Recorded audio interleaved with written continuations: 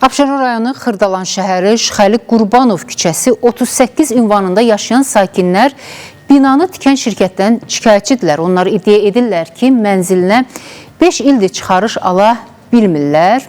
İndi də binanın zirzəmisində yeni mənzillər tikilir. Daha ətraflı əməkdaşımız Rəşad Vəkiloğlu danışacaq, bərabər izləyək.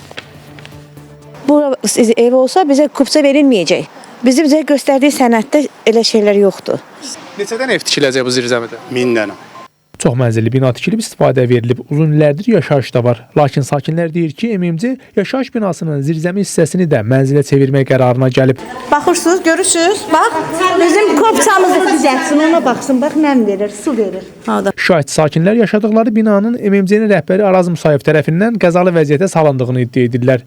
Öncə obyekt tikildiyini düşünən sakinlər sonradan zirzəminin mənzil kimi təmir edildiyini görüblər. Şirkət də faktı təsdiq edib. Getmişik, danışmışıq, onun oturduğu ofisdə, başqa binasında sakinlərlə.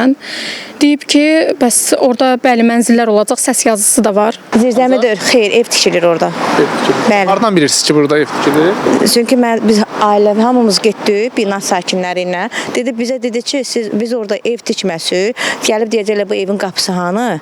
Bəs bu sizə kupça verilməyəcək. Burada 27-dən ev tikilməlidir. Sakinlər onu da iddia edir ki, şirkət mənzillərin çıxarışla təmin edilməsinə görə 5 ildir onlara vədlər verir. Demişlər ki, 1 ilə kupçamız veriləcək. Sonra bu zirzəmidə qanunsuz evlər tikilir.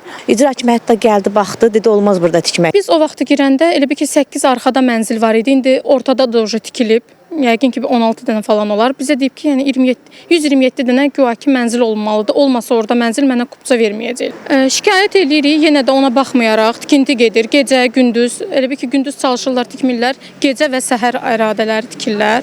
Məsələ ilə bağlı şirkətin ofisinə yollandıq, lakin üzümüzə qapı açan olmadı. Həmişəki kimi gizlənməyin. Xahiş edirəm çıxın çölə. Açmır. Gizlənən kimdir?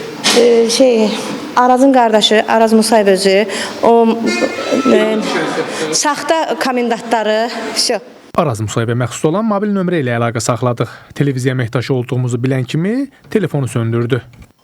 Space televiziyasından aratırıq, Araz bəy sizi. Araz bəy deyil. O sizin nömrəni veriblər bizə.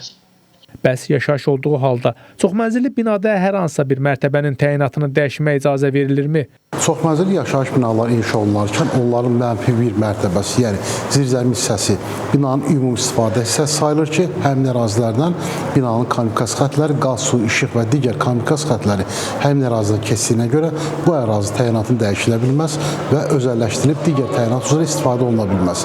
Gələcəkdə həmin kommunikasiya xətləri ilə bağlı hər hansısa bir nasazlıq baş verərsə, mütləq şəkildə həmin əraziyə daxil olma və kommunikasiya xətlərinin dəyişdirilməsi ilə bağlı işçi qrupu üçün şərait yaradılmalıdır. O baxımdan kommunikasiya keçən ərazilər digər təyinat üzrə istifadə oluna bilməz və özgərlikləşdirilə bilməz. Abşeron rayon icra hakimiyyətindən isə bildirildi ki, sözgedən yaşayış binasının tikintisinə icazə verilsə də sahibkar tərəfindən növbəti addım atılmayıb. Yəni 127 mənzildən ibarət olan yaşayış binası Şəhər Salma və Arxitektura Komitəsindən tikintinin reyestrinə daxil olunmalıdır. Bundan sonrası növbəti etap kimi rayon icra hakimiyyəti tərəfindən istismara qəbul aktı verilə bilər.